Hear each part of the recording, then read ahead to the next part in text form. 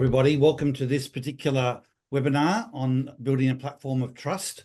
It's certainly a concept that I guess a lot of people relate to and many teams struggle with, even though they all see the importance of it. So let's dig into it today to understand more about the topic and particularly how ID plays a significant role, I would say a unique role, in how you can build and maintain a foundation of trust. And we're recording this session, so for people who can't be here but want to be able to listen to it, they can do so afterwards. And this is one part for those of you who are new. I know, Gus, I'm not sure if you've attended before. This is a two-part series, so we pick a topic for the month, being this month all about building a platform of trust. This is our Living in Stride webinar, which is more of a broader-based webinar to explore the topic. And then in 2 weeks' time, we have the ID Masterclass, which are for people that want to dig into the nuances of the topic, at a more refined level, either because they're a practitioner of ID or they're just a real student of this particular area and wanting to develop their emotional intelligence.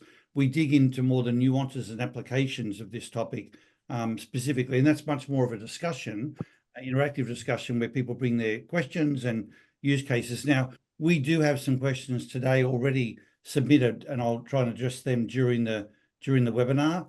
And what we're going to cover today specifically, just looking at the slides here, are three topics that we advertised: the impact of trust, building a platform of trust, what that looks like, and how do you know when it's happening across teams, and then what's the role that ID can play in fast-tracking the building of trust. I'm going to actually broaden that a little bit as well, because I always like it so that you take something away at a personal level about understanding how your own ID either impacts, like helps create and nurture trust, or maybe how it even inadvertently erodes trust. I just came from a conversation 2 days ago with a small partnership of about 5 people, and just talking about how the way that they're all wired just naturally impacts trust. And they hadn't thought about themselves that way, So I'll explain that when I go through that part of the program a little later. Now, a couple of questions have come in already. Connie isn't on the call yet, but she might want to listen to the recording, and the other one from Chris. So from Connie, it was, what can team members do, particularly people who aren't in a leadership position? What can they do to influence trust? And what compels them to care enough to spend the energy when there is lower trust? And what things enable them to realize or accomplish greater trust? And then from Chris Stratton, obviously a student of Marcus Buckingham, asking how our approach to trust aligns to Marcus. And what I will tell you, Chris, if you're listening to this, I think you're going to see significant parallels between the approaches that someone like Marcus has. But I find his philosophy is very similar to my own around, strengths-based philosophy, helping people build on their strengths and bring their best selves to work. So when you're sort of driven in a similar direction, invariably a lot of your material will be somewhat similar. Ours is unique in as much as we come from a place of ID, but I'm sure you'll see a lot of parallels as we go through the program. Does anyone have any other questions before we start and kick off with the program today? Well, I'm going to show a slide. So I often say that if I could only ever show one slide, I would show our peak performance indicator slide. But if I was allowed to show 2 slides, the next slide is the slide that I would show. And this is the slide. And this was an epiphany for me. Probably, I remember it was when a guy called Tad Bogdan was on our team. And we were talking about trust and the development of trust in teams. And what occurred to me was, when you don't have trust, it's not that you don't have anything.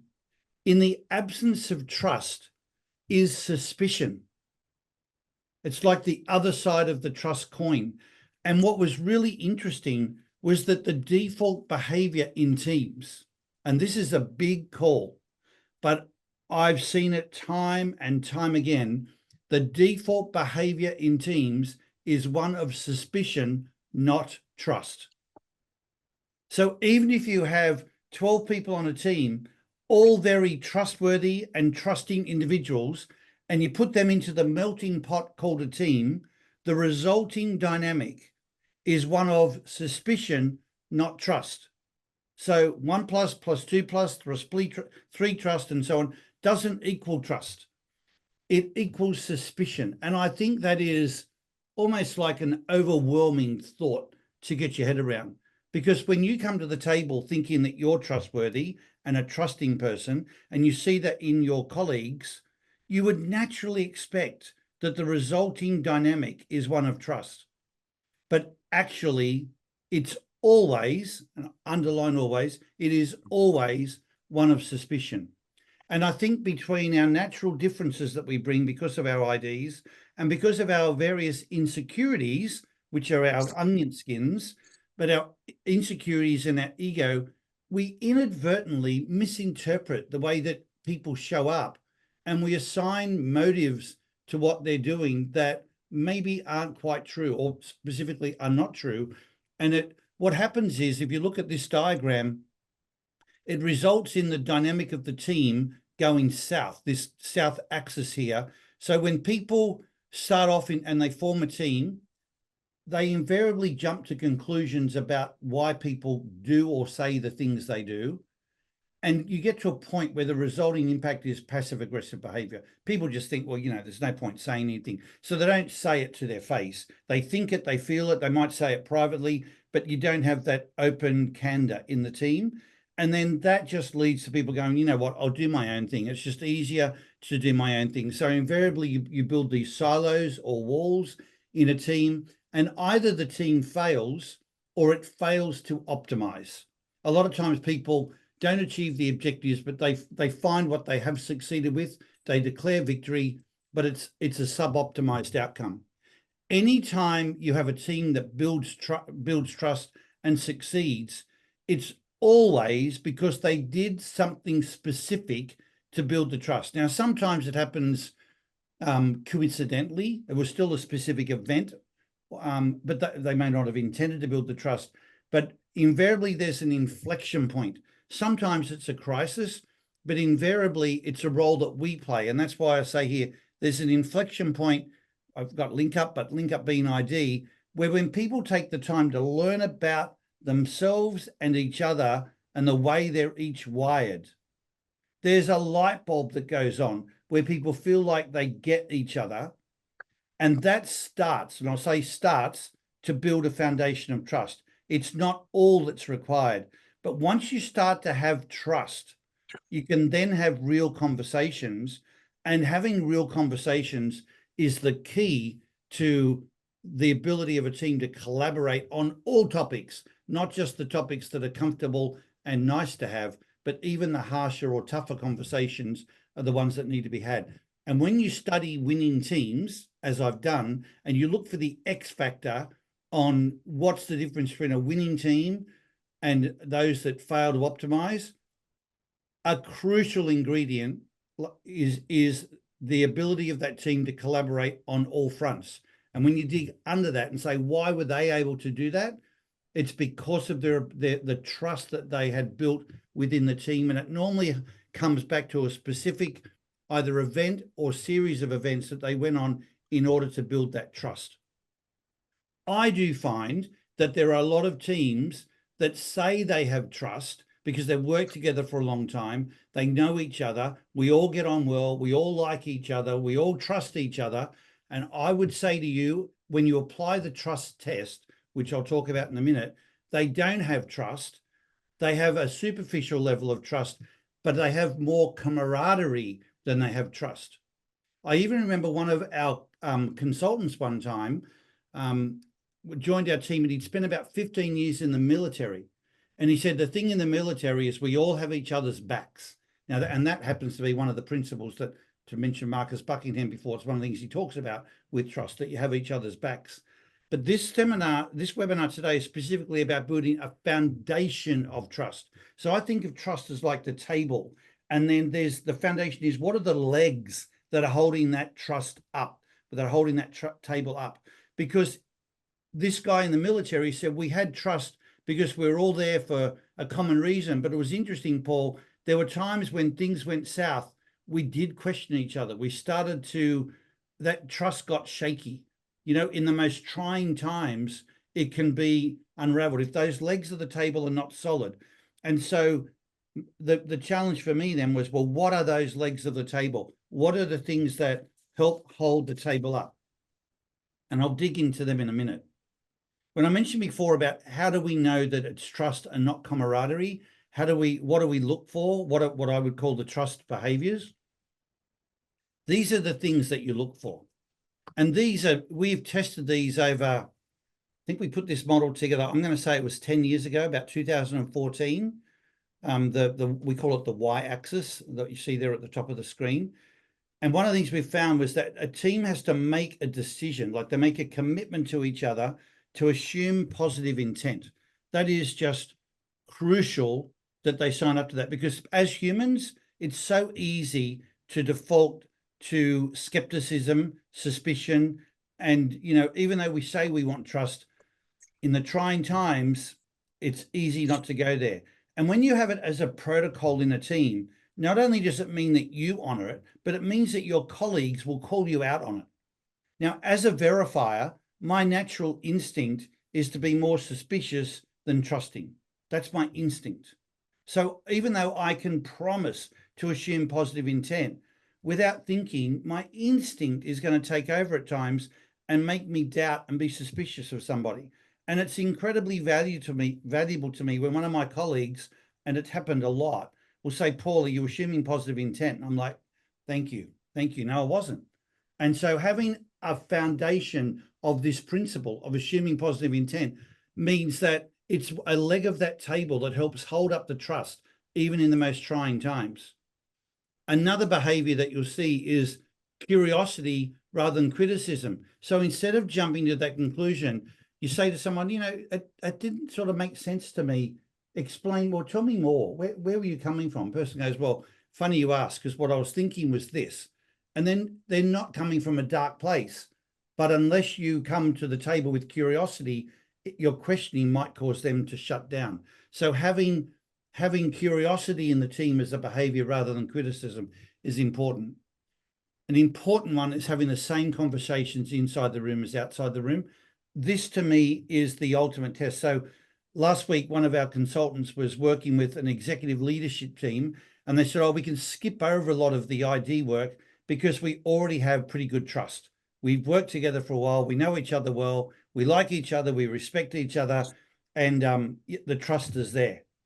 So we did a series of one-on-one conversations and there were all these comments that were being made privately to our consultant that weren't being spoken about publicly. And I'm like, they have a level of trust. I'm not saying they don't have any trust, but they don't have a solid, authentic level of trust where they can have the same conversations inside the room as they're having outside the room. I find for me, in the work that I've observed, that is the ultimate test, being able to see that those conversations line up. And the commitment that you'd make as a team is if you find yourself thinking, I can't say that, or I'm having that conversation with someone privately, call it out on yourself or call it out with a colleague and say, let's bring that into the room. So we have this congruency and transparency that you can only really have if you have a level of trust. Another way you can tell if there's trust is when people cross-represent each other. There's so many people that in their domains, and the way they camouflage it is they say, well, it's not that I don't trust somebody, but my function, it's got domain expertise. We are the experts of what we do, and other people might sort of understand what we do, but they don't have the same level of subject matter expertise as what we have. So it's not that I don't trust them. I'm like, it is that you don't trust them. It could even be people from within your own silo. When I find it works best is when you see someone say, I've got a trip to another state, but to the same customer. You go, oh, well, if you're going there, rather than me go there as well the following week, could you go and observe or have this conversation on my behalf? Would you trust them to do that? And that's an incredible element of synergy that starts to occur as well when you've got that level of trust in a team. I would say how often do we see people cross-representing each other? Hardly ever. Hardly ever. I even see when I say to leaders, why don't you come into one of your peers' team meetings and just come and be there, not for any reason, just to support your peer, just to show that, strength that you have as a leadership team, come and support each other. And I've seen when people come into a room, they'll say, so why is so-and-so here? Oh, no, I'm just here to support my leader, your leader. I just think it strengthens our leadership team. No, why are you really here? What else is going on? And there's a natural suspicion. So getting to a point where you see a cross-representation and then ultimately volunteerism, because when you've got trust, people will start to sort of volunteer resources, volunteer time, and volunteer their ideas. But if they're not trusting of how other people might react and use those ideas or talent, then they're not going to do it. Even having a talent review and, having an open conversation about the people that work for your peers, if there's not solid trust, people don't speak their truth. So when it comes to like volunteering people for rotations, volunteering talent for other initiatives, people will be very guarded about that if they don't trust what they think the outcome or the reactions will be. So when I'm hearing about trust and I apply these filters of, am I seeing these behaviors, then I know whether there is solid trust, a foundation of trust, or whether there isn't. And I'll just stop there in case people have questions or a reaction, or maybe other experiences yourself. But trust is so significant as a differentiator in winning and successful teams. I find that it's still skipped over way too quickly, and people don't dig in to build the foundations and sort of test it through these behaviors and even look for these and hold themselves accountable to these behaviors. So that's why I've spent a little bit of time today just really adding more meat to this bone, of trust. Any questions or comments from people? Paul, I had a question on the volunteerism, like going into a meeting, let's say to support a peer or so, that is under volunteerism, or is that still cross-representation for you? What was it, Peter? You gave an example, go into a meeting of one of your peers just to be there, for no particular reason other than to be there, I see. Is that volunteering, or is that cross-representation in your mind? Both. Both. Yeah. Both. Okay, good. Yeah. Yeah. Yeah. Yeah. Doesn't really matter, but I just wanted to know what you mean with it. Yeah. Yeah. I think we've all found all of those behaviors that you explained. In the absence of ID, we've probably all resorted to other things trying to do that, but probably more found it very difficult. Yeah. I've worked with lots of colleagues overseas all the time. I've visited many of the overseas offices in all parts of the world, Asia, Europe, Americas, and so on. And yeah, in the absence of ID, it is very difficult, and all the things you're describing are obviously happening. Yeah. Well, so it's correct, Peter, and it's one of the reasons I said I think ID plays it has a unique role to play, and we'll talk about that in a second. It's not just that it can help. I believe that it's the key to, really whether you have a solid foundation of trust or not. We'll talk about that in a second. So one of the things I would just call out here is I've seen people get sit through a session like this and see these trust behaviors and say, okay, well, I want to install them in my team. So they'll go and say, okay, guys, let's all agree to do, assume positive intent. It doesn't work like that. It doesn't work by just going and getting people to like sign up to these behaviors. There's a lot of work to do to even get people feeling safe enough in the first place to commit to these types of protocols and understand the significance of them. So you can't just spray the words out. You really do need to do the work to put the meaning behind it and help them get to a place where they understand the implications for themselves and the consequences of not doing it, which are a part of what motivates them.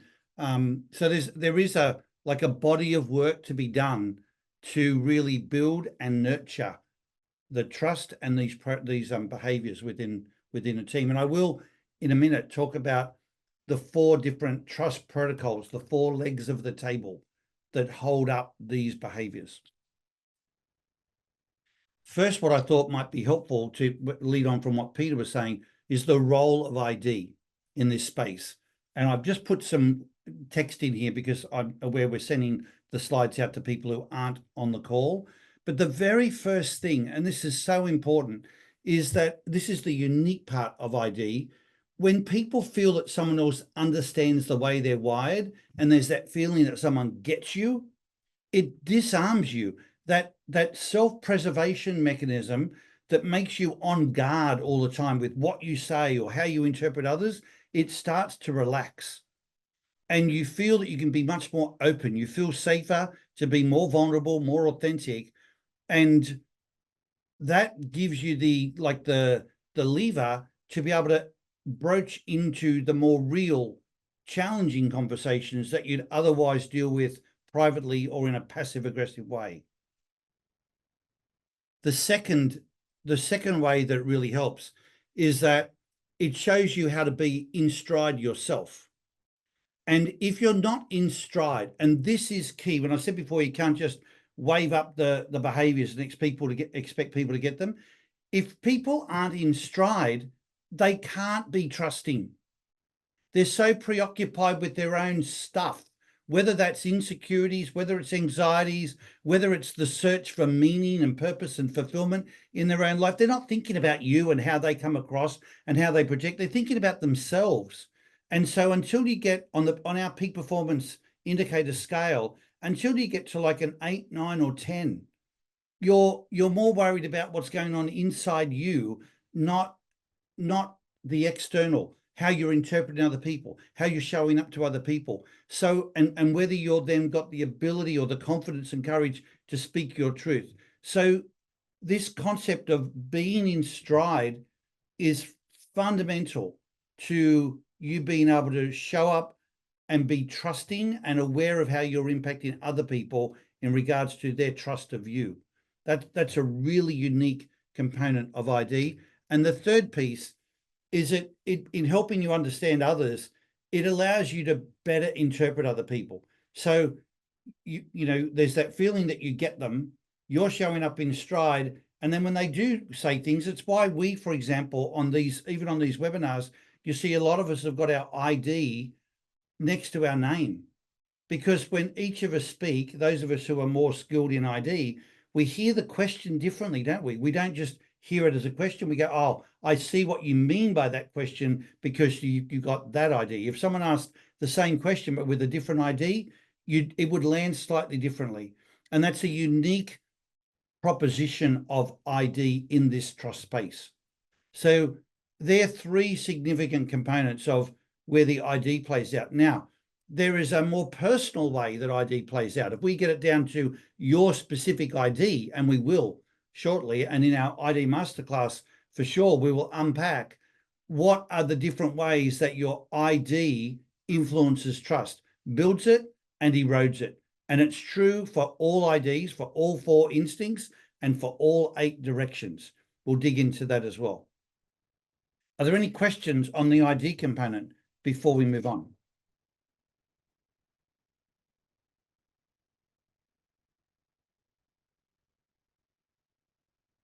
All right, so now I want to bring it back and just complete the puzzle by talking about the trust protocol. So what are those legs of the table that, you know, solidify trust and build what we would refer to as a platform of trust?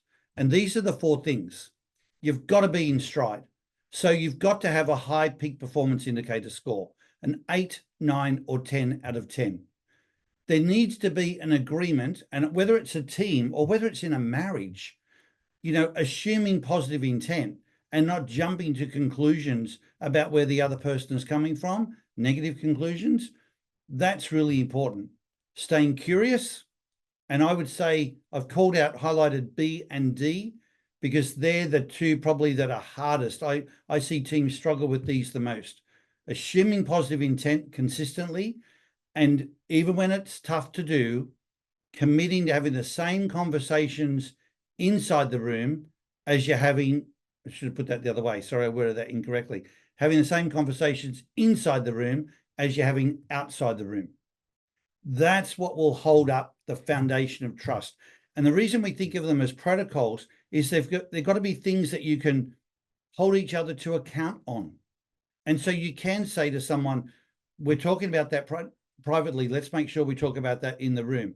I even have people say to me, I'm telling you this and I haven't said this to the person yet, so I'm going to go and talk to them straight after this conversation. I'm like, fantastic. That's all consistent with maintaining a foundation of trust. So in any relationship or in any team, these are the things that hold it up. And so when the question was asked earlier today, what can people do who aren't in, explicit leadership positions to help build trust? Knowing all of this about trust, you can do the trust behaviors and you can, call some of these protocols out. Now, you can't really call them out unless you've got them explicit within the team as an agreement, but you can sort of start to go there. You could start to influence that in the team. Say, hey, if we're going to have trust, we should be having the same conversations inside the room as outside the room. If you see people doing that, you can call out and say, let's talk about that with the group. You can be an agent for these protocols and start, massaging the team to get closer to this space. Now, I find it easier to do this and to maintain trust when we think about people's IDs, if we think about the positives of their ID. And so I'm not going to go through this, but I'm putting this slide in the deck because we send the deck out afterwards. What other people admire and cherish about your ID. I think when you think about this, this is a really positive way to keep in mind the goodness that people bring to the table. And whether you use the elements on this slide or you use your own experience of somebody as to why are you in awe of that person, like staying aware of the goodness they bring to the table rather than the parts that might be a bit of an ouch for you about their ID is a much better, much easier way to stay assuming positive intent, to stay curious rather than critical and not jump to negative conclusions. Judy, I see you've got your hand up. Well, I would really appreciate you talking a little bit more, Paul, about the curiosity versus criticism. What do you see demonstrated when a person is more curious and less critical? Well, I'm someone, unfortunately, that has a lot of experience with this, Judy. So if I'm critical, I'll just use myself. I've already made an assumption that something, is falling short of my expectations, is out of sync. If I'm in a place of curiosity, the first thing I notice in myself is my heart's in a different place.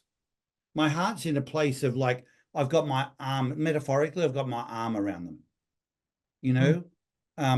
and I find it, when I think like that, I love this concept of my arms around someone and we're in it together.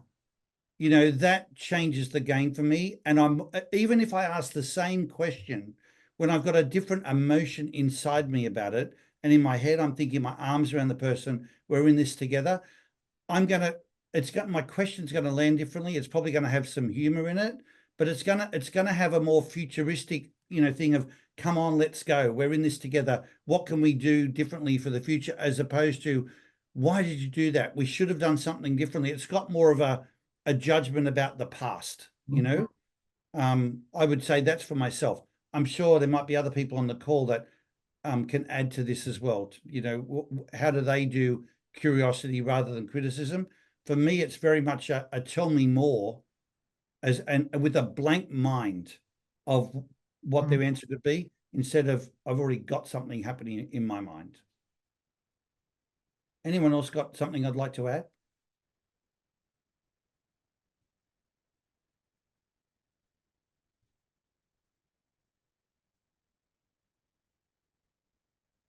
All right. So where I'd love to go now is, Ian, I'm not as aware of the chat that's going on. So if there's anything in the chat, you might call it out for me, please. Yeah, nothing else at the moment, Greg, Paul. But okay, I'm going to show you. I'll just show it to you all in one go because I think this is you know, a smaller group here. Is how do our IDs specifically impact trust? So let me show you this slide, and this one will, you know, we're going to talk this through. I'm not just going to flash it and move on. We're going to talk it through. But this is how trust works for different IDs, because, you know, I might just give you a minute to digest it, and then I'll keep talking.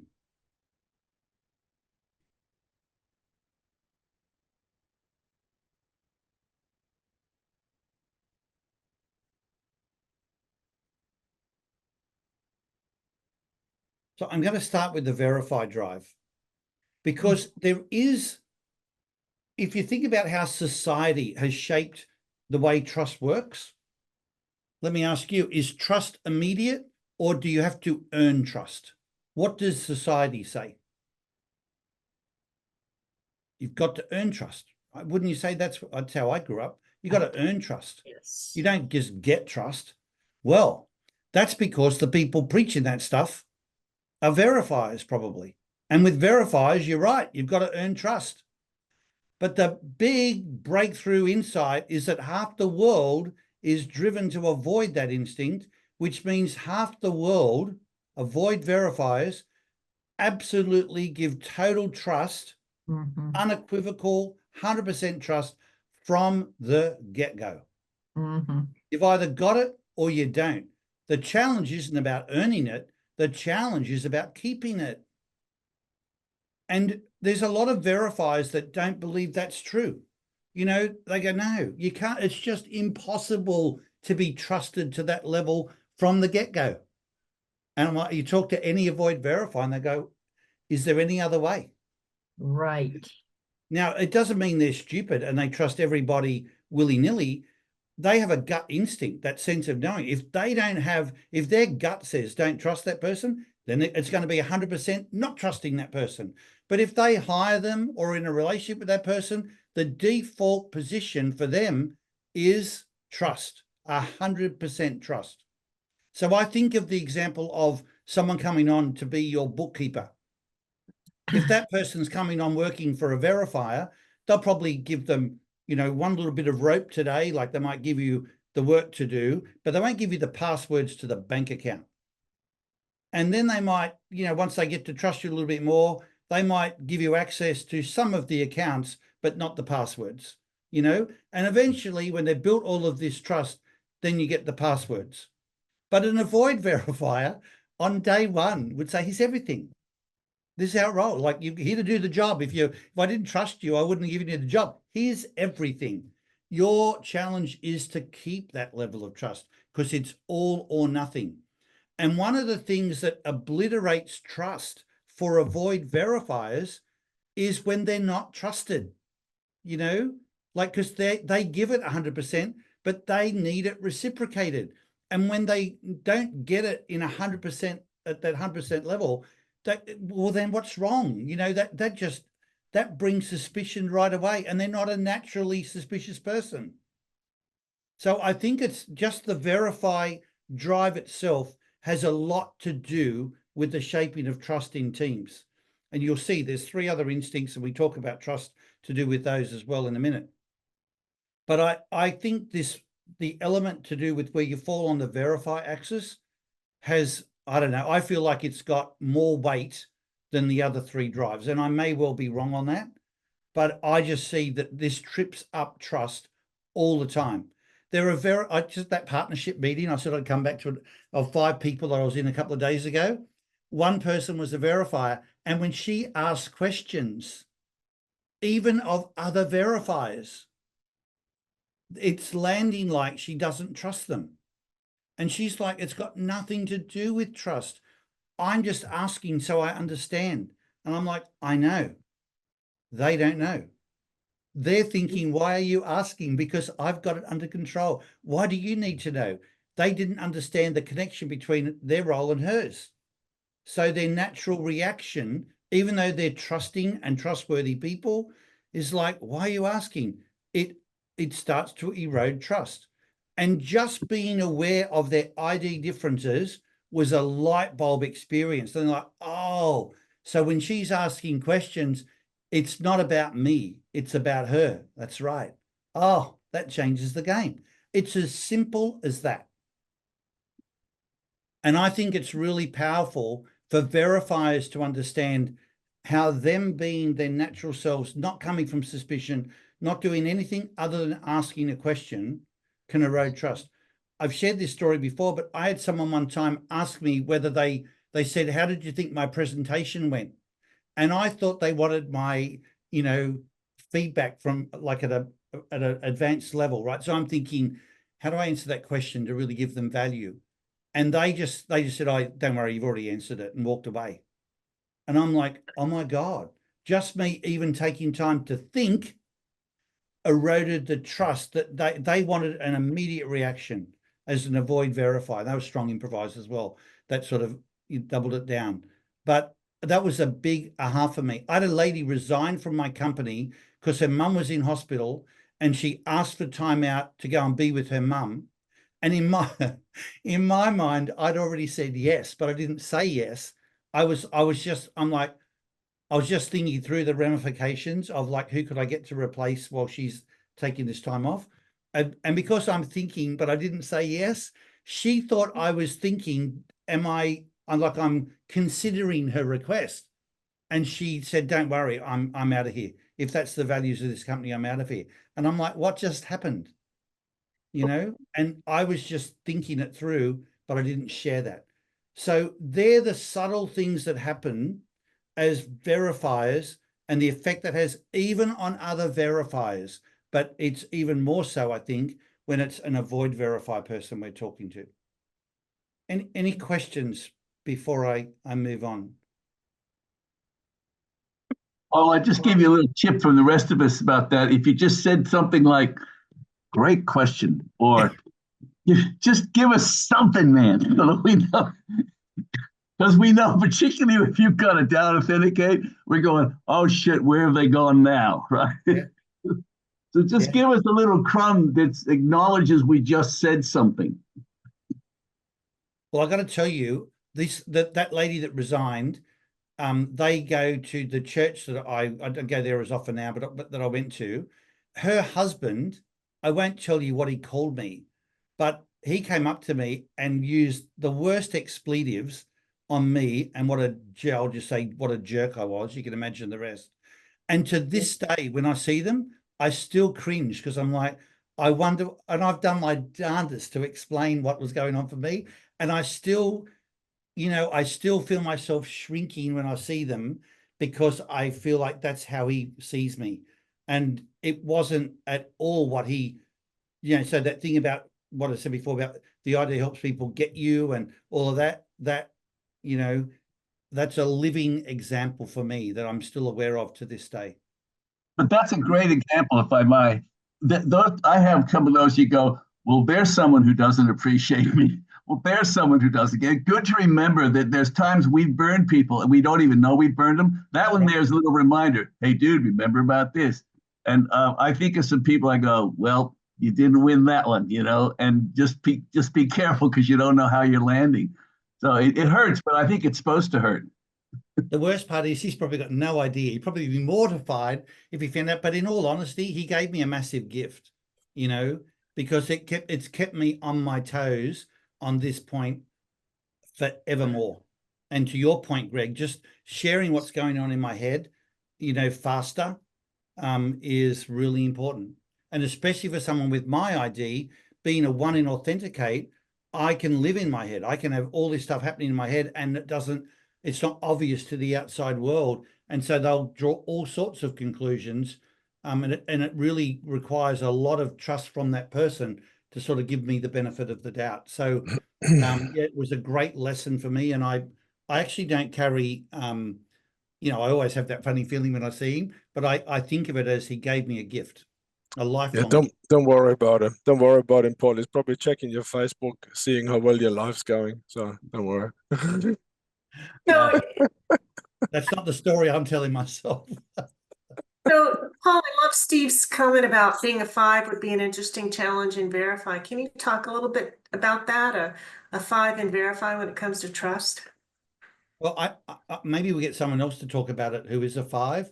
We've got Susie and Greg who are 5. So I'm curious, how would you answer Denise's question, guys? I'll answer quickly first because I've been going over it in my head while you've been talking, and I would have to say for trust, I don't give 100% first. So I'm on both axes of it because I don't do that, and trust does need to be earned. But also if somebody doesn't trust me straight up, then I do get very upset about that. So I have it both ways, but I definitely don't go in with 100% trust. And I think some of that is from has happened, from environmental, organically over the years, but it also is very instinctive of me, where I just kind of sit back and like to understand things first. So how about you, Greg? I was just having 3 conversations at once. I don't think I remember what the original question was. It was, can you talk about, as a 5 in Verify, what is your approach to? Right. Is it earned? What is it? I was just going to flap for a while until it caught up with me, but this is better. I'm growing. For me, the hit was the trust 100%. I like to say that a lot of times that's where I start, but as soon as I sense any incongruency between what you're saying and what you're doing, and it drops like a stone. But I like to think, what about you, Susie? I start with, yeah, okay, I'm fine. I got no data yet, but behavior becomes my touchstone immediately. And that can be a tone of voice. It can be a drop of a word, and it's actually maybe really good as coaching and therapy with others, because they'll say something about they're getting on fine with their parents, and then they start just sort of tapping the table or something like that. I go, oh, bullshit. So it can really work for you, but it means that if you've done that, then I've dropped you. You may not know I've dropped you because I might still be smiling. I that think, answer help, Denise? I think in your case, Greg, we'd know. I'm just not working hard. I always kind of assume that trust and incongruence radar, though, being unique. Hey, Cliff, I know you're trying to talk. Your audio is breaking up a lot, so it's not actually coming through well. I don't know whether you're able to put something in, either move to a different location or put something in the chat.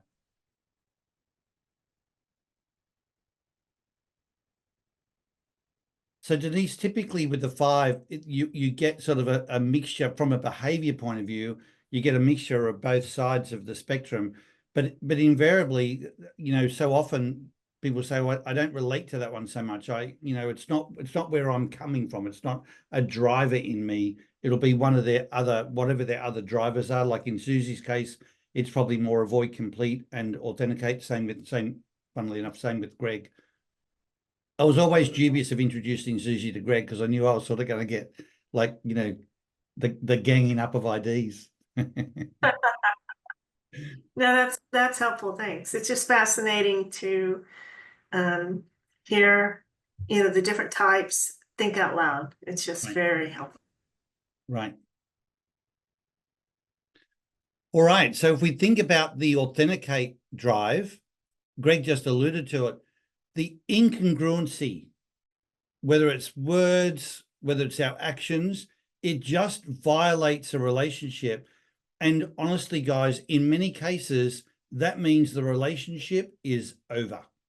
But sometimes it can't be over. So when it's about your spouse or your children, for example, or a family member, what the authenticators will say, well, I can't like get rid of the relationship, but I've got to tell you, it's scarred the relationship. And a scar means it's forever there. Just like a scar. That's why we use that word. It's forever there. So I remember Mitchell, my son, saying to me one time about somebody, Dad, it's like a dog has bitten me. And even though the dog might never bite me again, I'm always waiting for it to bite me. Like it's never gone away. Whereas if the dog had never bitten, then I wouldn't be as on guard about it, you know? So a scar is a permanent reminder, like it's always there. And so when I said before about the challenge is keeping trust, I always say to people, if you want to keep a relationship with an authenticator, like no matter how brutal the conversation needs to be, like you've got to be 100% congruent and honest with them. The things that we've got here, brutal honesty is so important, transparency, because it'll scar the relationship if you're not. There's no ambiguity about this. Yeah, I'm saying that as one in Authenticate. I would love to hear maybe how the authenticators would maybe either echo or add to this area of trust for them.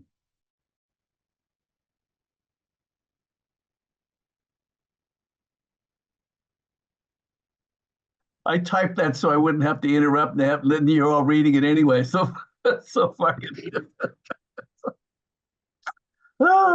Yeah, I realized that you're absolutely right from an eight's point of view, Paul, that it's like a rock. It just drops under the bottom of the pool. But you still have to be with them. And I go, okay, I have to reframe. I have to go, they broke your trust for what you wanted from them, but what are they bringing? So my phrase I remind myself is, I've gone into a hardware store looking for bananas, stop. You're like, just change it. And I've done that with a few people, a relative who we see a lot. And I've gone from being pissed off with her to appreciating what she does bring, which I don't want to bring, but she brings it really well, the way she does great things. And it's really transformed stuff. And she noticed the difference without me know that I changed. She says, it's been so sweet you've last. And I went, wow. And I never said anything to her about it. I just changed the way I looked at her and talked to her. So I have to reprogram what my definition of trust is or what I'm expecting from them. And that's working a treat. But it took me like 75 years to get there, but it's working.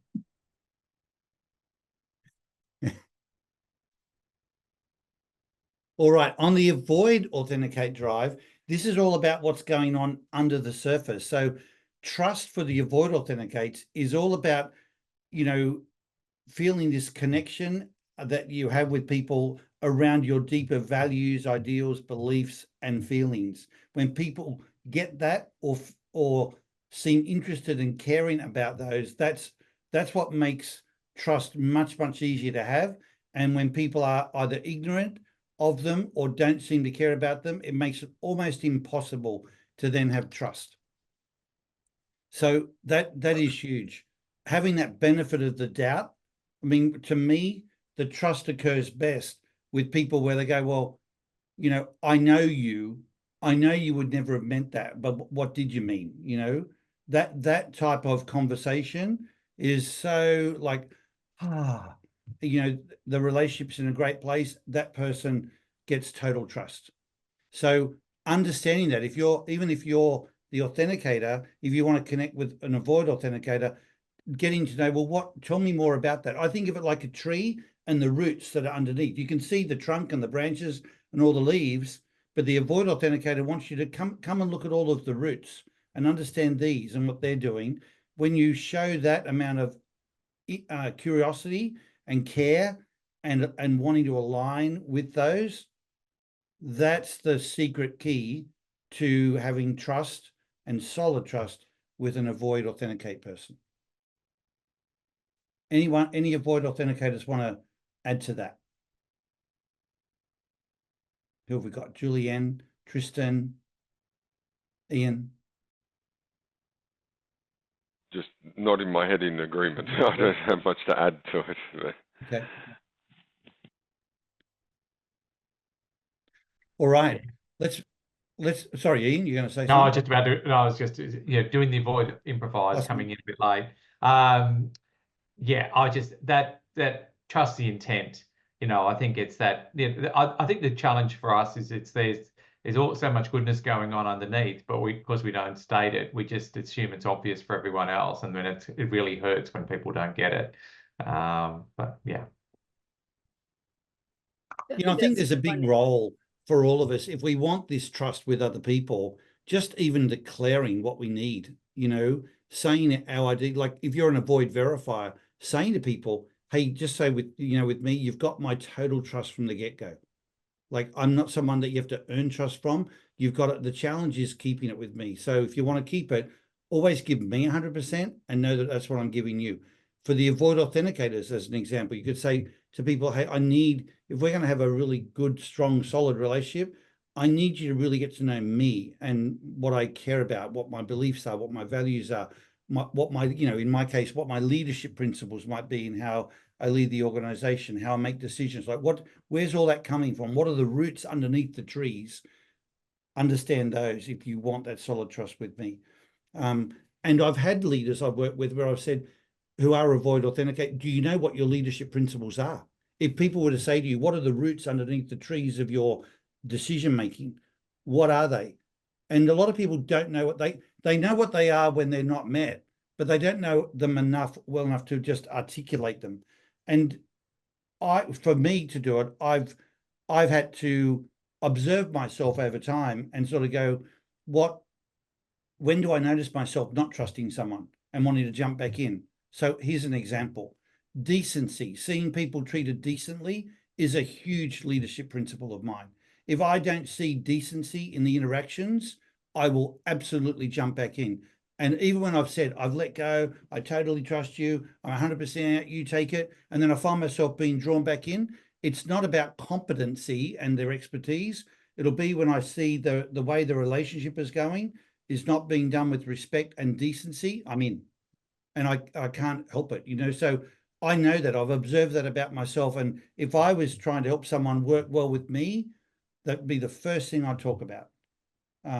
So that's just one example. There are other roots under that tree, but I think it's important. This is like doing the strategies for the strategy, you know, the level 4 is once you know this about yourself, really thinking it through and thinking, okay, how do I bring this to reality? We will dig into that in our masterclass.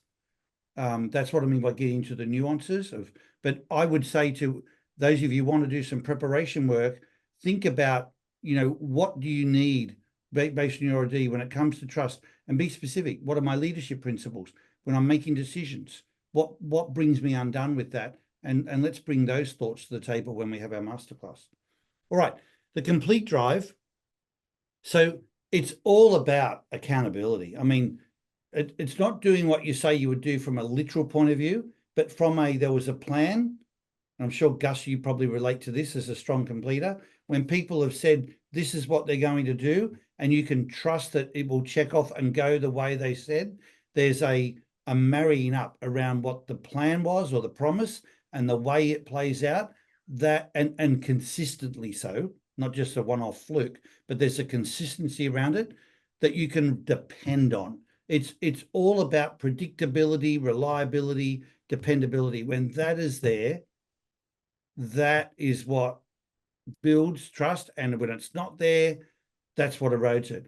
So I specifically put in the words like disorganization, surprises, unpredictability, constant changes in direction, because that is the antithesis of, you know, everything I was just saying about that sense of, you know, dependability that you rely on for trust. Would you add anything, Gus? How does that land for you?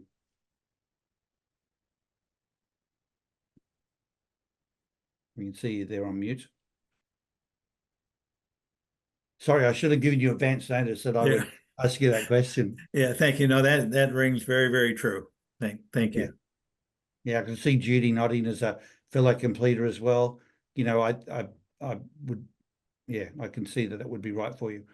So for the avoid complete people, I know it's just so frustrating when you feel like people are sticklers for a plan when the plan is no longer the best or right way to go, or there's just another way of going about it. So red tape, you know, and people doing things just because that's the way it's always been done. So that just makes it really hard to trust, let alone work with somebody.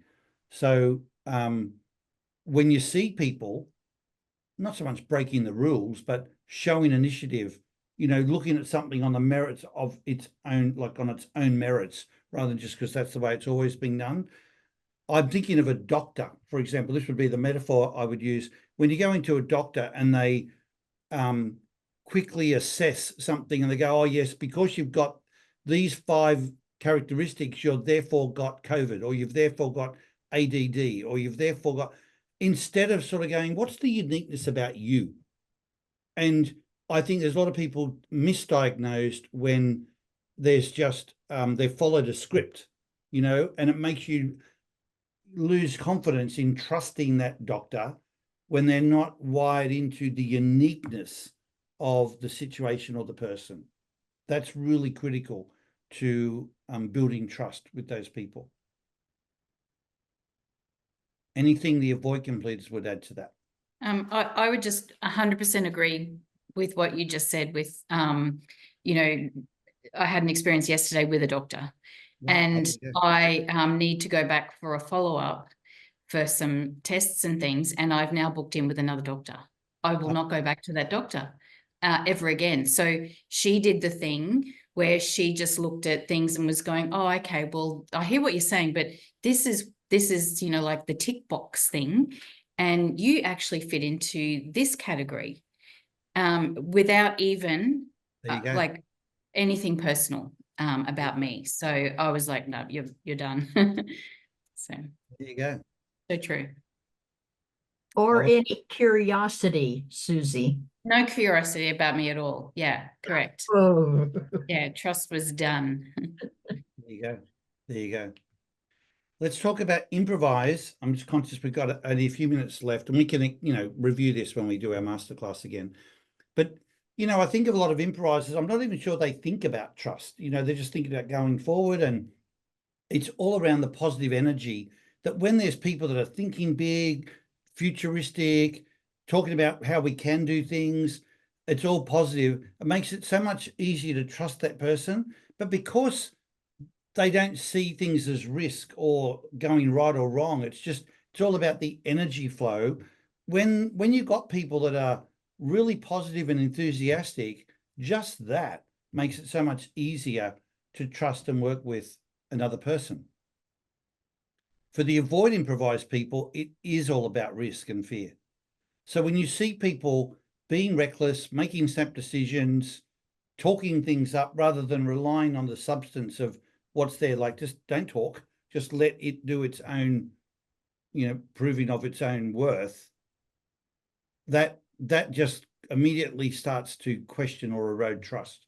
Whereas on the other hand, when people don't do all the big noise self-promoting and just honor the commitments, do the work, deliver the results, and the substance speaks for itself, like that's solid. And that's what they're looking for in how they can then trust somebody. I've seen people do the big animated motivational speech as a leader, thinking that that's what's exciting and, you know, in their mind, building the trust and confidence of their team. But because it was all words, and when you look for the follow-through actions, the behaviors, the results, there's not the congruency and the substance of that. They're like, take all the noise away, take all the gloss away, all the cosmetics away. Let's just look at what's real and the stuff of substance. That's what we go by. And they would much rather the person just shrink it all down and say, guys, we've got nothing exciting this year. We're actually having a really hard time. And I don't know how we're going to get through this year. I just need everybody's help. That would be much more, you know, inviting of trust than someone who gives off all of the confidence that the year is going to be amazing, you know, for all of these highfalutin goals we're going after, but they're not recognizing the reality of what is more real. That's what you need to be to build trust with the board improvisers. This is fantastic. This is amazing stuff. Thanks. How often do you bring this into the senior team workshops? You do? Yeah. Yeah. I mean, it comes out, not necessarily this matrix, but these conversations, and we could spend much more time on it, even in those workshops. But I know we're out of time today, guys. So we'll send out the slides to you, have a look at them, and then bring your questions to the masterclass, but particularly think about how you strategize for each of these yourself, because that will be really rich sharing. I think we'll all learn a lot from each other when we do that class in a couple of weeks' time. I'm not sure, Ian, whether you put the link up to register for the masterclass yet. We're now out of time, but please, if you haven't, send it out with the slides. Okay. All right, guys, have a great rest of the day. Thank you for being here today. Look forward to seeing you again in a couple of weeks' time.